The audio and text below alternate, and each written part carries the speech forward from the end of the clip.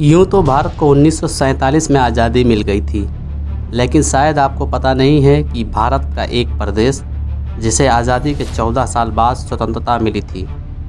आइए इस वीडियो में जानते हैं कि कैसे भारत की आज़ादी के 14 साल बाद अपनी खूबसूरत वादियों के लिए प्रसिद्ध गोवा को पुर्तगालियों के शासन से आज़ादी मिली थी। हर साल 19 दिसंबर को गोवा मुक्ति दिवस मनाया जाता है। गोवा को पुर्तगालियों के शासन से इसी दिन 1961 में मुक्त कराया गया था।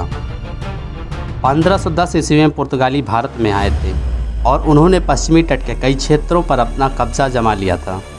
पुर्तगालियों ने 19वीं शताब्दी के अंत तक गोवा, दमन दीव, दादरा नगर हवेली और अंजदीवा द्वीप पर कब्जा कर लिया था।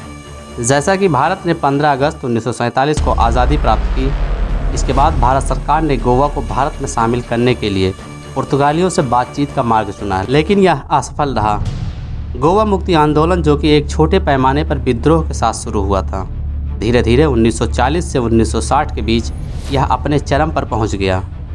1961 में पुर्तगालियों के साथ राजनयिक प्रयासों की विफलता के बाद भारत सरकार ने ऑपरेशन विजय की शुरुआत की और 19 दिसंबर को दमन और दीव और गोवा को भारतीय मुख्य भूमि में शामिल कर लिया।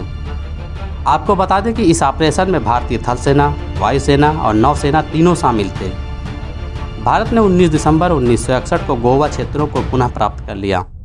गोवा के तत्कालीन गवर्नर मैनुअल एंटोनियो वासलो ई सिल्वा ने पुर्तगाली शासन को समाप्त करने के लिए आत्मसमर्पण के प्रमाण पत्र पर हस्ताक्षर किए। 30 मई 1987 को इस क्षेत्र का विभाजन हुआ और गोवा का गठन हुआ। दमन और दीव एक केंद्र शासित प्रदेश रहे, इसलिए 30 मई को गोवा के राज्य दिवस के रूप में मनाया जाता है।